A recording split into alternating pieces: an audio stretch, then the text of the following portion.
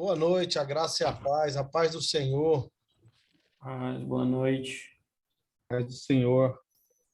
Alguém ficou sem ser cumprimentado aí? A paz do Senhor para todos. A paz, Senhor. Paz, Vanilde. Paz. É nós. É nós, é um grupo de motoqueiro que eu participo dele, chama É Nós. Agora é o segundo grupo, então.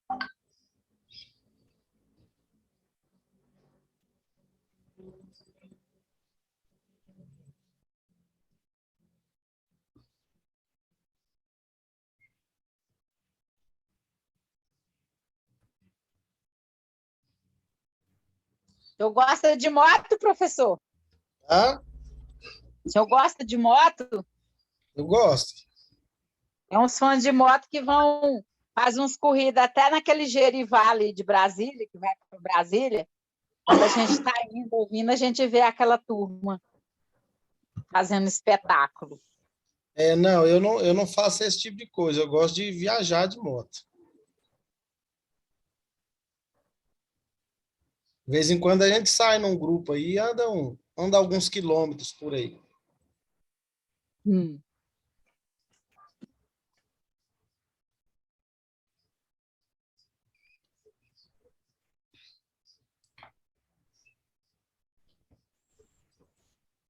Boa noite, Pai do Senhor, professor. Paz, está tudo bem com você? Sarou? Ainda estou tossindo muito, professor, mas estou melhor, graças a Deus, viu? Amém. Ainda sobrou um resquício de tosse ainda. Agora a gente está conversando com a Maria, está me ensinando chá de folha de manga com outro remédio aí, vou fazer para tomar, porque eu já tomei acho que uns 2 vidros de antialérgico, xarope para tosse e não corta. O senhor tá bom, professor? Graças a Deus. Prazer falar Amanhã, hein, contigo. Roselita? Amanhã é você, hein? Vai falar 40 minutos, tem que estar com a garganta perfeita, viu?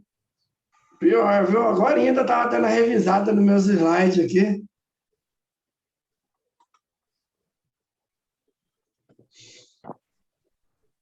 Mas estamos com Deus, estamos com tudo. Isso mesmo. E aí, já começaram a ler João 20 lá com calma, com carinho, né? Já tem que fazer a leitura, né, professor? Devagarinho tem que ir se inteirando do texto, né? Tem que ler algumas vezes ali para ir percebendo as nuances do texto. Se Deus quiser. Nossa, professor, eu tive tempo de ler aquele artigo que o senhor fez lá. Nossa, mas é bem esse artigo lá, viu? Da exegese. Hoje, pela misericórdia de Deus, eu encaminhei um artigo lá para a FACEB, que vai ser publicado na série Crer e Pensar agora. Ô, professor, hein? Terminei ele ontem de madrugada. Aí hoje eu só fiz uma revisão e mandei para lá. Que bom, professor. Glória a Deus, viu? Estou trabalhando igual um louco aqui para terminar o texto de exegese do Novo Testamento para o Carmelo editar ele lá para a gente gravar as aulas, mas está difícil. Se acelera, porque os professores da FACEP têm mania de me deixar isso para cima da hora. Pois é, mas sabe, ô Carmelo, o que me atrapalhou nessa condição desse texto foi o texto de grego, porque quem escreveu de grego não era eu. Aí o professor ele ficou doente, ele teve que tirar licença e eles estavam já em cima da hora e eu peguei e tive que parar o de exegese para fazer aquele de grego. Entendi. Então acabou que me enrolou, mas eu tô aqui me esperneando aqui de alguma forma aqui para ver. Na última aula, nós tínhamos falado do churrasco na chácara do Edson. O Edson estava sem microfone, não respondeu. Nós estamos aguardando aí, viu, Edson? Eu não sei se ele está funcionando hoje. O assador está aqui, viu? Está perfeito. Perfeito. Na chácara, eu não tenho chácara, né? Tem chácara de alguns amigos. Ontem eu recebi na minha residência em torno aí de uns 40 irmãos, né, para um culto de ação de graças. E ali os Outro camaradas bateram doído nas panelas, viu? Então vamos começar. É. Se chegar mais alguém aí, a gente agrega eles à reunião aí, né? Vamos O caminhar. Carmela não sei se chegou, Carmela não sei se chegou a participar de alguma reunião na minha casa, mas teve alguns irmãos da FACEB, né, que volta e meia a gente se reunia. E eu espero que ao final desse ano, né, desse semestre, a gente consiga se reunir, né? Eu tenho assim um grande prazer em receber os irmãos aqui na minha casa. Oh, maravilha. Logo, logo a gente está junto aí, porque graças a Deus a pandemia está sendo, de certa forma, vencida, né? Incorporada, né, à sociedade, como qualquer uma outra doença, sendo banal já. Mas é isso aí, o slide apareceu, Apareceu? mudou. Naquele mesmo esquema. Ele gosta de fazer isso comigo e o Carmelo. É.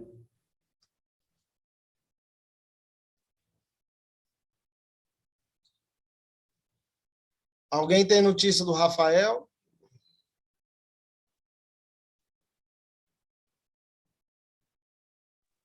Eu tenho conversado direto com ele, ele sempre está falando para mim que está viajando muito.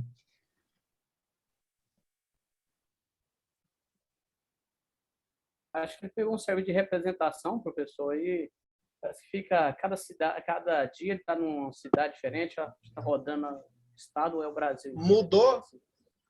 Mudou. Então, ó, essa é a nossa última aula teórica. A gente vai aprender como se delimita um texto, como que a gente entende o que é um assunto de uma perícope. E na próxima aula a gente começa a fazer a exegese a partir da análise do contexto histórico. A gente vai fazer o passo a passo até concluirmos todo o texto. Então, é necessário que vocês possam estar lendo a perícope lá várias vezes, várias e várias vezes, e que vocês possam anotar tudo que vocês entendem ser interessante no texto. Eu vou mandar, para quem não tem o texto ainda em grego, eu vou mandar o texto em grego no grupo aí, essa semana, para aqueles que já estudaram o grego terem condição de ir fazendo uma certa análise, uma conferência de palavras, alguma coisa desse tipo. Então, a delimitação do texto, o que é uma perícope, né?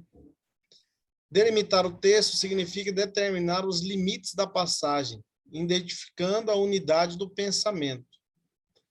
O resultado desta delimitação chama-se perícope. Em geral, as Bíblias já trazem as divisões dos textos em perícopes, embora o texto original não os contenha. Muitas vezes, estas divisões são felizes. Em outras tantas, entretanto, o trabalho editorial dos tradutores incorre em dois tipos de erros. Primeiro, quebrar uma unidade textual, isolando assim versículos do seu contexto. E segundo, manter dois assuntos diferentes dentro da mesma perícope, que é o problema contrário ao anterior. Isso ocorre muito, como eu disse para vocês, nem sempre é confiável você usar uma divisão, uma delimitação de um texto que você tem na Bíblia que você usa. Nem sempre. Às vezes a perícope foi bem dividida, em outros casos, nem tanto.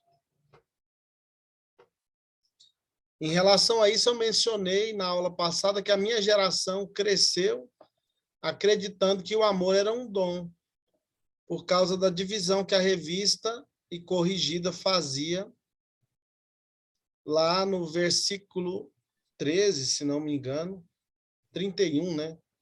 O último versículo do capítulo 13 de 1 Coríntios. Então, a minha geração todinha assimilou essa ideia. Os elementos, então, que vocês precisam observar em relação a uma perícope, está escrito parícope, eu nem vi, depois eu corrijo e mando de novo. A perícope. Podem ser indicadores de uma nova perícope os seguintes elementos. Olha como que você entende que uma perícope cessou e deu início a uma nova. Tempo e espaço. O tempo pode indicar o início, a continuação, a conclusão ou a repetição de um episódio. Da mesma forma, o espaço localiza fisicamente a ação e dá noção de movimento. Depois, com calma, com cautela, vocês analisam esses textos aí, que são exemplos que apresentam essas características. Personagens. Uma nova perícope pode iniciar com a chegada, a percepção ou a mera aparição de um novo personagem, ou com a atividade de alguém inativo até aquele momento. Então, o texto está falando de alguém, de repente aparece outro, você tem que observar se ali a perícope foi finalizada, dando início a uma outra, ou se fala ainda do mesmo assunto. Esse exemplo você pode encontrar em Marcos capítulo 7 e Lucas capítulo 1. Então, depois da aula, com calma, aí você verifica todos esses versículos que agora a gente não vai ter tempo. Um argumento. Pode surgir um argumento novo, né? Uma nova perícope pode ser identificada pela mudança de assunto, muitas vezes introduzida por algumas frases, palavras, conjunções adversativas, assim por diante. Finalmente, quanto a propósito de anúncio do tema. Esse aí já é mais fácil de perceber, né? Alguns textos retóricos anunciam, ao término de uma argumentação, os assuntos que serão tratados a seguir. Esse aí já fica claro. Quando você estiver lendo, você percebe automaticamente. Professor, Título. Oi. Antes do senhor finalizar, eu queria tirar uma dúvida no slide anterior.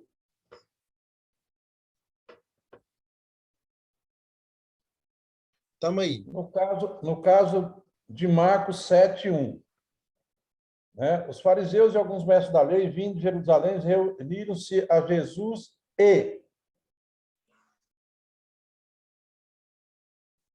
Continua. Porque aqui você está citando... Só um minuto aí. Vou atender um telefone aqui. Ok.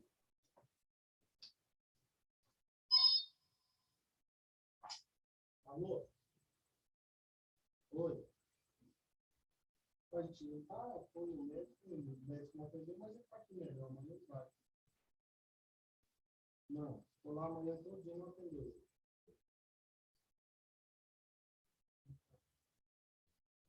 Então tá, boa noite.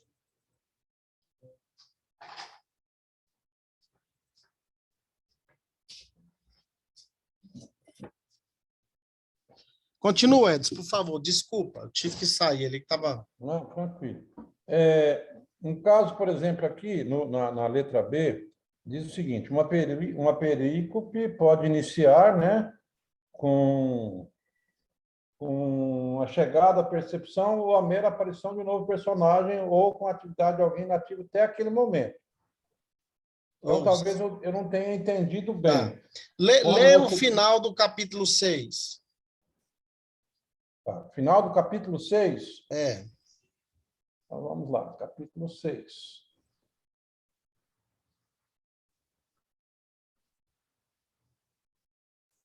Versículo 56, é isso? Então, o que está escrito?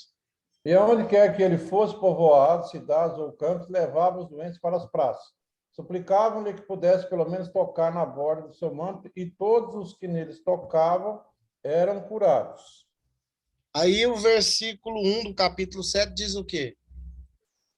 Versículo 1 do capítulo 7 diz: os fariseus e alguns mestres da lei, vindos de Jerusalém, reuniram-se a Jesus. Então, você percebe que esses personagens deram outro foco para o texto que estava sendo tratado? Agora eu estou entendendo um pouco melhor. Conseguiu captar? com essa colocação que você colocou agora, eu entendi. Porque eu não estava entendendo pelo seguinte, porque se eu estou partindo do versículo 1 aqui, eu não tinha conseguido, né, de uma certa maneira, entender de onde que você estava colocando que essa a chegada ou o novo personagem. Porque, aparentemente, no capítulo 7 aqui, eu estava entendendo que a perícope poderia partir daqui do capítulo 1, entendeu? Não, a questão é que quando o texto vem tratando de um determinado assunto e aparecem alguns personagens novos, você tem que ficar atento. Porque eles podem fazer parte do mesmo conceito ou não. Podem estar dando início a uma nova divisão do texto, a uma nova perícope. É isso aí. Ok. Ok? Professor Cleuber, eu tenho uma pergunta mais ou menos parecida com essa do Edson. Em João, capítulo 8, no início do capítulo 8, diz assim: Jesus, entretanto, foi para o Monte das Oliveiras. Só que no capítulo 7, quando termina o capítulo 7, diz assim, no verso 53, e cada um foi para a sua casa. Jesus, entretanto, foi para o Monte das Oliveiras. Então, aí... Então, eu acho que a perícope começa no capítulo 7, não? Você foi escolher logo um texto aí da mulher que foi flagrada em É, adultério. a mulher em adultério, exatamente. Esse texto aí, se você já observou, na revista atualizada ele fica todo entre parênteses. Não, eu também tenho entre parênteses essa parte também. Então, esse texto, ele pode ser E cada encontrado... um foi para a sua casa, está entre parênteses. Então, esse texto é um texto que merece uma atenção especial, porque ele não é encontrado em todos os manuscritos de João, e ele aparece até em outros manuscritos de outros evangelhos. Em algumas Bíblias ele está no 7,52 e na outra Bíblia está no 8,1. Porque é algo que precisa ser observado com muita cautela, mas é uma perícope, sim, dá um início a uma nova perícope. E aqui, obrigada, professor. tem a questão do argumento. Esse aí também é claro, quando você percebe que o assunto de determinada passagem é um e surge um novo assunto, automaticamente um novo argumento é uma nova perícope. Uma nova perícope pode ser identificada pela mudança de assunto, muitas vezes introduzida por essas palavras ou outras conjunções adversativas e assim por diante, né? Anúncio do tema. Alguns textos retóricos anunciam, ao término de uma argumentação, os assuntos que serão tratados a seguir. Esses aí são mais claros, né? Título. Alguns livros da Bíblia trazem os seus próprios títulos. Isso, principalmente no Antigo Testamento, nos livros dos Salmos, por exemplo. Muitos títulos que temos nos Salmos, a gente está tratando do Novo Testamento, mas é bom falar sobre isso, essa curiosidade. Muitos títulos que temos nos Salmos são títulos, de fato, que foram dados pelos autores. Outros não. Outros são acréscimo dos tradutores e editores.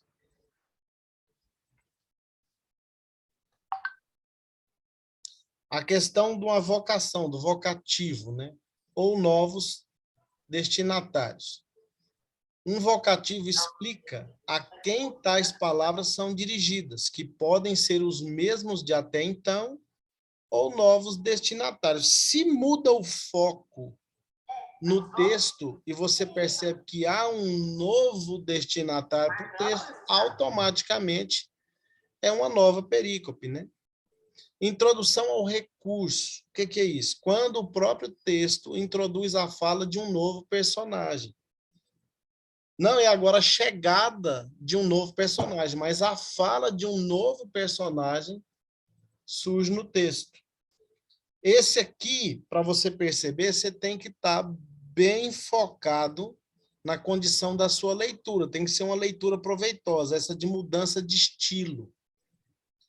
Pode acontecer passando de um discurso para uma narrativa, da prosa para a poesia, ou da poesia para a prosa, e assim sucessivamente. Aí você tem que estar atento e prestar bastante atenção na sua leitura, senão você não vai conseguir perceber que o texto, vez ou outra, muda de estilo. Então, por sua vez, os elementos que indicam o término de uma perícope. A gente estava falando do início. Agora, quando é que ela termina, né? Vamos insistir na questão dos personagens. O número de personagens pode ser multiplicado. Aí obscurece o foco, né? Fica algo meio complicado. Ou ele pode reduzir. Tem um determinado número e, de repente, ele fica menor. Alguém sai de cena, promovendo, então, a mudança de focalização. Espaço. Uma narrativa pode ficar desfocada quando há um deslocamento do tipo partida ou uma extensão. Alguém sai de cena, deixa o espaço, a narrativa muda o foco. Então, a perícope ali, ela é interrompida. Talvez você não tenha um início necessariamente de uma perícope inteira, mas o assunto é quebrado. Tempo. Pode acontecer uma expansão do tempo que dispersa nossa atenção. E o chamado tempo terminal, no qual o autor dá a narrativa por concluída. A gente só vai perceber isso aí lendo com atenção. Aquilo que eu disse já, a nossa leitura da escritura tem que ser uma leitura proveitosa. Eu estava dando uma aula para os alunos de hermenêutica, e eu acho que quem foi meu aluno de hermenêutica aí sabe, eu sempre trabalho isso para a gente perceber que a nossa leitura nem sempre é uma leitura proveitosa. Na leitura da Escritura, nós conseguimos encontrar 19 apóstolos. Quem foi meu aluno se lembra disso? Lembramos, sim, professor Cleube. Lembramos disso que o senhor falou. Na nossa leitura bíblica, a gente consegue encontrar no Novo Testamento 19 apóstolos, mas não são 12. Mas a Escritura nomeia 19 pessoas como sendo apóstolos. Se Judas tivesse permanecido, seriam 20, né? Por que que a gente geralmente não percebe essas coisas? Porque a nossa leitura não é uma leitura proveitosa. A gente assimilou uma ideia de ler a Escritura correndo para cumprir tabela, para cumprir aquele calendário, né, anual de leitura, e muitas vezes a gente passa por cima de tudo, sai atropelando tudo. E a leitura tem que ser uma leitura proveitosa. Ação do tipo partida. Normalmente o personagem central sai de cena, separando-se dos demais. O personagem central está no foco, o texto está focado nele, de repente ele some automaticamente. A perícope deixou de existir, né? Ação Professor, terminal. Oi. Na questão de Lucas 15, por exemplo, a gente vê a mudança de estilo e a mudança de assunto, porque o tradutor traz um título para cada coisa lá. A questão, cada história, né? Cada evento. A questão de perícope nos evangelhos, Silvânia, ela é bem perceptível. Porque você percebe que há uma sequência e uma mudança de assunto, claro. Terminando Jesus de ensinar, foi ele, você mesmo mencionou, hein, João, foi para o monte. Então, o texto já vai indicando uma mudança de assunto, uma mudança de foco, uma mudança de cena. Nos evangelhos, é muito fácil você perceber aonde começa e termina uma perícope. Por exemplo, uma parábola. Você vê nitidamente onde ela começa e percebe também com clareza onde ela termina. Então, nos evangelhos é bem fácil. Oi. Só que a Silvana está falando aí do título, mas esse título aí foi colocado pelo editor, né? Não pelo autor bíblico. Os títulos que os editores colocam nem sempre são confiáveis em relação a uma troca de assunto. Mas eu estou dizendo que nos evangelhos essa condição de mudança de assunto ela é muito perceptível, Luiz, porque o próprio texto sugere a mudança de assunto. O Evangelho de Mateus, por exemplo, quando você vai estudar ali em relação ao que Jesus fazia, no Evangelho de Mateus você encontra ali textos que Jesus ensinava nas sinagogas, pregava o Evangelho do Reino e curava toda sorte de enfermidade. Quando você vai estudar sobre o ensino de Cristo, Luiz, fica muito perceptível, começando Jesus a ensinar, terminando Jesus o seu ensino, depois de ensinar por essas palavras, o texto fica claro onde ele começa e termina. É isso que eu estou dizendo. Ruptura do diálogo. Frequentemente em controvérsias, onde o último a falar é o vencedor, e o clímax da discussão é o clímax da discussão, né? O indivíduo dá um argumento ali que cessa o papo e não tem como mais. Jesus era mestre disso, né? Pergunta capciosa, ele vinha com a resposta e deixava todo mundo sem fala, sem argumento. Comentário: o narrador interrompe sua exposição para fazer observações que dão sentido ao relato. Esses textos de João são interessantes. João, quando escreve, ele faz um monte de comentário. Quando João fala de Judas, por exemplo, não sei se vocês lembram que ele fala de Judas. Ele faz o próprio comentário a respeito de Judas. Ele fala, ele trazia a bolsa e ele era ladrão. João, então, ele tem essa capacidade argumentativa, onde ele vem narrando a história e ele mesmo fazendo os comentários pertinentes, né? Eu não vi isso, professor. Ah, fala sério. Você está falando sério? Sério, então não lembro. Deixa eu pegar minha Bíblia aqui. Então, fala isso. Não sei aonde, mas fala.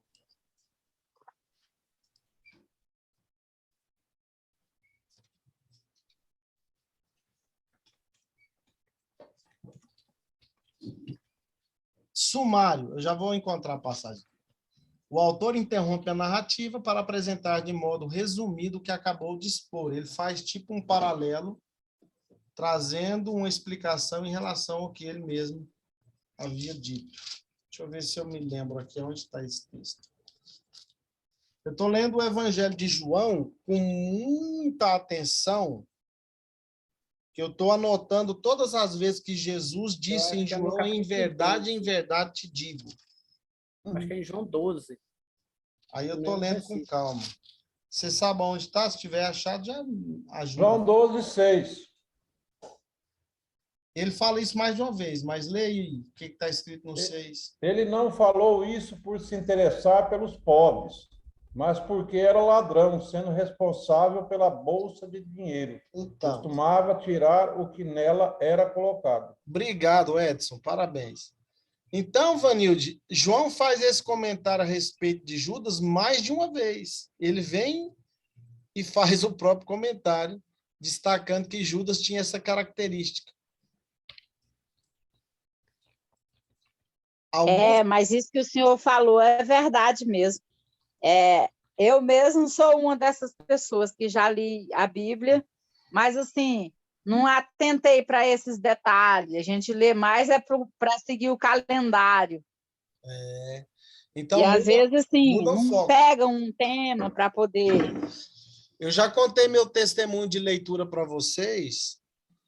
Eu me converti quando eu era pré-adolescente, fiquei desviado um tempo do Evangelho, voltei, mas eu sempre li a Escritura. Eu já tinha lido a Bíblia várias vezes, anos seguidos, e eu não compreendia nada da Escritura até que eu resolvi mudar o meu jeito de ler a Bíblia. Melhorou um pouco, não quer dizer que eu passei a entender tudo, mas melhorou muito. Eu lia a Bíblia no calendário anual todo ano. Na minha igreja tinha uma tabelinha com o nome de cada membro, e você ia lá e preenchia. Cada livro que você ia lendo, você ia preenchendo. E eu, todo ano, cumpria todos os quadradinhos ali, mas nunca conseguia assimilar a mensagem da Escritura. Aí, quando eu resolvi mudar, eu gastei 3 anos e pouco para ler a Bíblia inteirinha. E eu li o livro de Levítico mais de 20 vezes, não entendia nada. voltava na leitura dele, não entendia nada. Eu falei, meu Deus, me ajuda. Até que a coisa foi melhorando. Porque esse negócio de ler a Bíblia só para cumprir tabela, né? Não dá certo.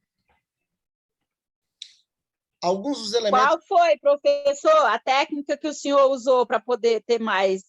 É assim, o senhor já deu a entender bastante aí, mas explica de novo aí. Lê com foco, observando, anotando, percebendo onde tinha ali um artigo, um pronome, um verbo, um substantivo, com calma, tentando entender mesmo o foco, não ler apenas por ler. Entendi. Alguns dos elementos que podem aparecer no corpo de uma perícope são eles: ação. Aparece como número de uma perícope, narrativa, com indicações de tempo, espaço, personagens. Campo semântico. A gente vai trabalhar muito com essa condição de campo semântico. Porque eu disse para vocês que a interpretação hoje, ela visa mais o campo semântico do que a questão etimológica. Não destaca a etimologia, mas o principal é o campo semântico. Grupo de palavras cujos significados estão relacionados por terem uma referência comum, tema, ideia, ambiente, ou seja, o contexto. Um exemplo do Antigo Testamento é o texto de Gênesis 22, de 6 a 10, que utiliza o campo semântico: sacrifício, lenha, fogo, cutelo, altar, cordeiro. Vem falando de coisas que estão relacionadas. Antigamente, a gente ficava preso a uma palavra, hoje não, você fica preso ao campo semântico. Intercalação, a ação iniciada e interrompida para ser retomada mais à frente. Temos como consequência um episódio dentro do episódio, como se fosse a questão de um sanduíche, né? Tem um assunto dentro do mesmo assunto, e às vezes eles estão intercalados. Essa comparação aí que o senhor fez foi bom. E quiasmos, quiasmo é uma figura de linguagem, né, que é a inversão de palavras, e às vezes ela vem trocando a realidade da sequência das palavras. Quando uma sequência de palavras, frases ou ideias reaparecem de forma invertida, várias perícopes podem estar agrupadas de forma quiástica. Isso aí você só vai adquirir essa condição de perceber se você tiver uma leitura proveitosa. Você vai perceber que o texto vem falando de uma coisa, as palavras vêm numa sequência e depois elas são invertidas. Isso aí é carinho. A gente vai começar a fazer a nossa interpretação, a gente vai perceber que, à medida em que você vai lendo o texto com mais atenção, você vai perceber que não é complicado você delimitar o texto percebendo uma perícope. A questão é que a gente ficou muito mal acostumado. A gente pega a Bíblia e já tem o título lá que os editores deram e você usa até ele no seu sermão, né? Já viram isso? O camarada vai pregar lá no domingo, ele usa o título que o editor usou para o texto na pregação dele. Ai, Jesus. Isso aí, no mínimo, felicidade, professor. Uma preguiça intelectual terrível, né? Tem demais isso aí. Um dia, vai passando o tempo, eu vou mudando a Bíblia que eu uso. Mas eu lembro que uma época eu usava aquela Bíblia Vida Nova, depois ela se transformou em Bíblia Shed, eu usei ela há muito tempo. E um dia eu estava num culto e um indivíduo pregando ali, ele pregou a nota de rodapé da Bíblia, literalmente. E eu com ela aberta, né? Eu achei melhor do que aquela expressão que os pregadores gostam de usar, melhor do que picar o fumo, né? Mas ele devia ter indicado a fonte. Ele devia ter dito, eu estou pregando esse sermão e eu tirei as divisões da nota homilética do rodapé da Bíblia Vida Nova. Ele tinha que ter sido sincero, né? E se ele não soubesse nem o que é homilética, professor, aí como é que ele ia falar? Não, mas se ele você sabe que tem. Mas se ele estava usando a nota de rodapé de uma Bíblia, ele tinha a obrigação de mencionar que ele tinha tirado o sermão dali. Eu me lembro que na minha caminhada na teologia, eu fui professor de homilética várias vezes, e geralmente homilética no segundo período é aula prática, né? O aluno vai pregar. Vocês acreditam que um aluno meu de homilética pregou um sermão meu?